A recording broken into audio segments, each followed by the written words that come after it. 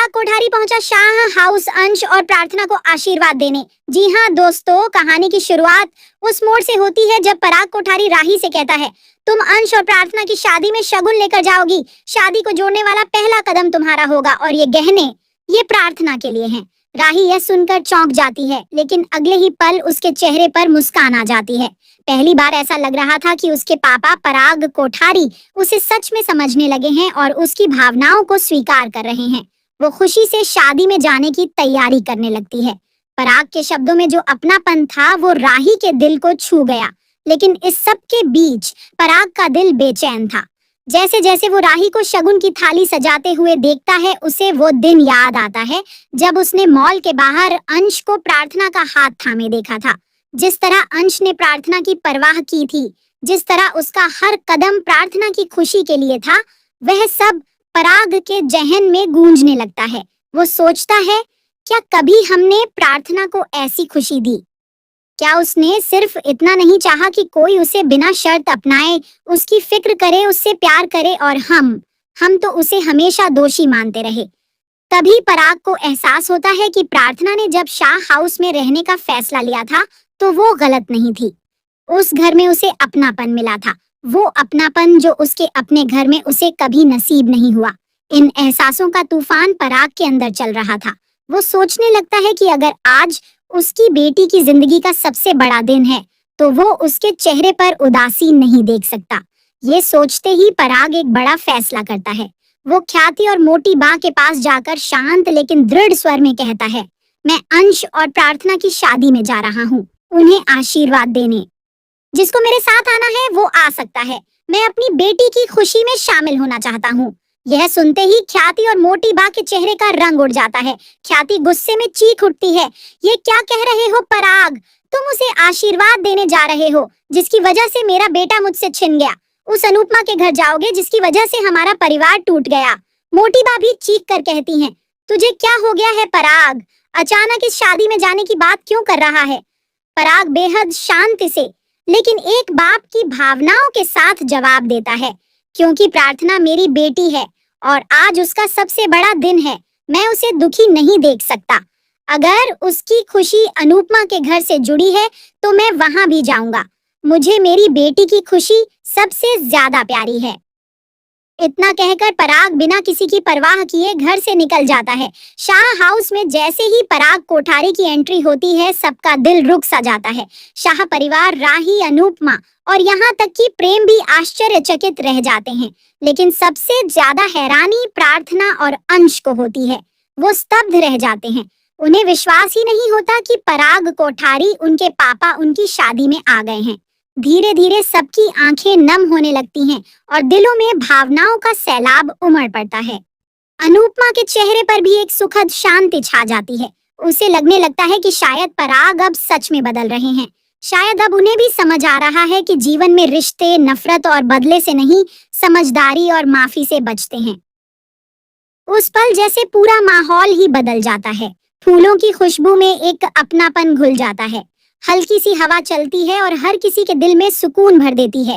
अंश और प्रार्थना, जो अब तक बस खड़े देख रहे थे, धीरे धीरे आगे आते हैं और पराग के कदमों में झुक जाते हैं। पराग, जो कुछ समय पहले तक कठोरता की मिसाल माना जाता था, आज भावनाओं से भरा पिता बन चुका था। वो दोनों के सिर पर हाथ रखकर आशीर्वाद देता है और कहता है, खुश रहो, हमेशा एक दूसरे का साथ देना और अपने रिश्ते को कभी भी किसी की नफरत का शिकार मत बनने देना। उसके ये शब्द जैसे पूरे माहौल में मिठास घोल देते हैं। यह पल इतना भावनात्मक था कि हर दर्शक की आंखें नम हो गईं। पराग कोठारी, जो कभी सबसे सख्त इंसान माने जाते थे, आज दिल जीतने वाले इंसान बन गए थे। इस सब के बीच ख्याति और मोटी बा को यह सब सहन नहीं हो रहा था। शाह हाउस में पराग को देखकर उनके मन में ईर्ष्या और गुस्सा उमड़ने लगा। ख्याति फुसफुसाकर मोटी बा से कहती है, ये सब अनुपमा की चाल है। उसने ही पराग को हमारे खिलाफ कर दिया। अगर यही चलता रहा तो राही भी हमारे हाथ से निकल जाएगी। मोटी बा ने जवाब में कहा, हमें कुछ करना होगा। पराग को दोबारा हमारे पक्ष में लाना होगा और इस बार कोई गलती नहीं होनी चाहिए। लेकिन इन सारी साजिशों से दूर एक नई कहानी की शुरुआत हो रही थी। सच्चाई, माफी और रिश्तों की गहराई की। पराग ने पहली बार अपने अहम को किनारे रखकर एक पिता का धर्म निभाया था। और अनुपमा, वह आज फिर एक बार जीत गई थी, लेकिन यह जीत अहंकार की नहीं बल्कि अपनेपन की थी। शादी अब सिर्फ दो लोगों का मिलन नहीं रही, यह दो परिवारों के बदलते रिश्तों की कहानी बन चुकी थी। राही, जो हमेशा अपने पिता के बदलते स्वभाव से डरी रहती थी, अब उसकी आंखों में उम्मीद थी। उसने देखा कि परिवर्तन संभव है जब नीयत साफ हो और दिल में प्यार हो। और वहीं दूसरी तरफ ख्याति और मोटी बा की साजिशों का एक और अध्याय तैयार हो रहा था। लेकिन क्या यह फिर से रिश्तों को तोड़ पाएगा, या अब वो मजबूत हो चुके हैं अनुपमा और पराग की समझदारी के कारण।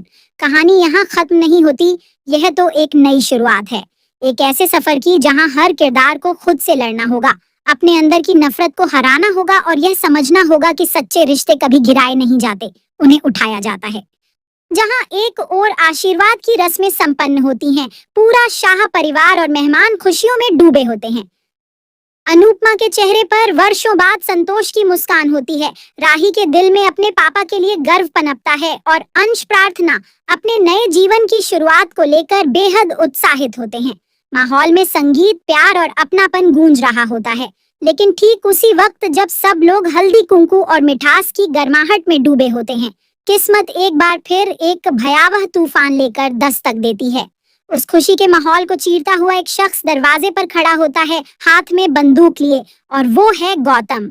गौतम का चेहरा गुस्से और पागलपन से भरा हुआ था, उसकी आंखों में बदले की आग साफ झलक रही थी। भीड़ की सरगोशियां एकाएक थम जाती हैं, सबकी नजरें उस ओर घूमती हैं जहां गौतम प्रार्थना के सामने खड़ा होता है, हाथ में बंदूक ताने हुए।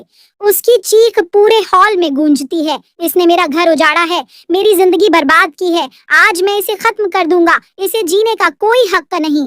यह सुनते ही जैसे पूरे माहौल पर बिजली गिर जाती है, लोग सन्न रह जाते हैं। प्रार्थना का चेहरा सफेद पड़ जाता है। अंश फौरन प्रार्थना के सामने खड़ा हो जाता है, जैसे अपने प्राणों की परवाह किए बिना उसे बचाने को तैयार हो। लेकिन इससे पहले कि कोई कुछ कर पाए, पराग कोठारी का गुस्से से भरा स्वर गूंजता है। उसकी आंखों में अब भय नहीं बल्कि उस पिता का जुनून था जो अपनी बेटी के लिए किसी भी हद तक जा सकता है। वह चीखता है, गौतम, तू पागल हो गया है क्या? तू जानता भी है तू क्या कर रहा है? गौतम अपनी जगह से टस से मस नहीं होता, उसकी आंखों में पागलपन साफ झलक रहा था। मैं सब जानता हूँ, मैं यह भी जानता हूँ कि इस घर की औरतों ने मेरे बेटे को मुझसे छीना। आज तुम सब मुस्कुरा रहे हो, लेकिन मैं जल रहा हूँ और अब ये मुस्कानें मैं खत्म कर दूंगा। उसकी उंगलियां ट्रिगर पर कसने लगती हैं। अनुपमा तुरंत आगे बढ़ती है, उसकी आवाज कांप रही होती है, लेकिन उसमें मातृत्व का साहस भी था। गौतम, अगर अंश और प्रार्थना को कुछ भी हुआ ना तो तू जेल में सड़ जाएगा। तू जिंदा रहेगा लेकिन चलने लायक नहीं बचेगा। तू सिर्फ बंदूक चला सकता है, इंसान नहीं बन सका। गौतम अब भी अपनी जगह अड़ा था, उसकी सांसें तेज, हाथ कांपते हुए, लेकिन नजरें प्रार्थना पर टिकी हुई थीं। तभी प्रेम भी आगे आता है, उसकी आंखों में आंसू और गुस्से का तूफान था। गौतम, अगर तुझे लगता है कि बदला लेकर तुझे सुकून मिलेगा तो एक बार अपने बेटे की तस्वीर देख ले। वो चाहता था कि तू अपनी नफरत से बाहर निकले, लेकिन तूने तो उसका नाम भी मिटा दिया अपनी नफरत में। शर्म आनी चाहिए तुझे। लेकिन अब गौतम किसी की नहीं सुन रहा था, मानो उस पर शैतान सवार हो चुका था। उसकी आंखें लाल थीं, हाथ कांप रहे थे और अब वह बंदूक उठाकर सीधे प्रार्थना की ओर निशाना साधता है। तभी राही चीखती है, रुको, और दौड़कर प्रार्थना के सामने आ खड़ी होती है। उसके आंसू बह रहे थे, लेकिन वो डरी नहीं। अगर तुम चलाना ही चाहते हो बंदूक तो मुझे मारो, मेरी माँ की तरह प्रार्थना को भी तुम नहीं छीन सकते। उसकी आवाज में इतना दर्द और प्यार था कि कुछ क्षण के लिए सब कुछ थम सा गया। पराग, जो अब तक किसी अनहोनी की आशंका में कांप रहा था, दौड़कर गौतम के पास पहुंचता है और झपट कर उसके हाथ से बंदूक छीन लेता है। एक जोरदार झड़प होती है, लोग इधर उधर भागते हैं, लेकिन आखिरकार गौतम को काबू में कर लिया जाता है। पुलिस को बुलाया जाता है और गौतम को हिरासत में ले लिया जाता है। हॉल में सन्नाटा पसरा होता है। प्रार्थना, राही, अंश, अनुपमा, सबके चेहरों पर डर और राहत की मिलीजुली झलक होती है। पराग कोठारी, जो कुछ समय पहले तक एक कठोर पिता माना जाता था, अब अपनी बेटी राही को गले लगाता है और कहता है, आज तुमने मेरी आंखें खोल दी, आज मैं जान गया कि सच्ची बहादुरी क्या होती है।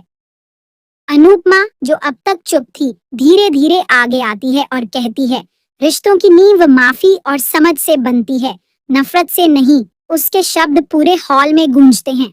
अंश और प्रार्थना, जो अब तक सिर्फ एक दूसरे की आंखों में देख रहे थे, अब मुस्कुराते हैं। डर के बाद सुकून की मुस्कान। इस घटना के बाद शादी की रस्मों को फिर से शुरू किया जाता है। अब की बार वो केवल एक शादी नहीं थी, बल्कि एक विश्वास का पुनर्निर्माण था। विश्वास की रिश्ते तोड़ने वाली ताकतें चाहे कितनी भी बड़ी हों, लेकिन उन्हें जोड़ने वाला प्यार उससे कहीं ज्यादा ताकतवर होता है। और इस तरह एक तूफान गुजर जाने के बाद घर में फिर से उजाला छा जाता है। लेकिन यह उजाला अब पहले से कहीं ज्यादा चमकदार था, क्योंकि इसमें सच्चाई, बहादुरी और माफी की रोशनी शामिल थी। डांस की दुनिया में अब अनुपमा और उसकी टीम ने पहला कदम रख दिया था। रजिस्ट्रेशन की प्रक्रिया पूरी होते ही उनके चेहरों पर एक नई उम्मीद की चमक आ गई थी।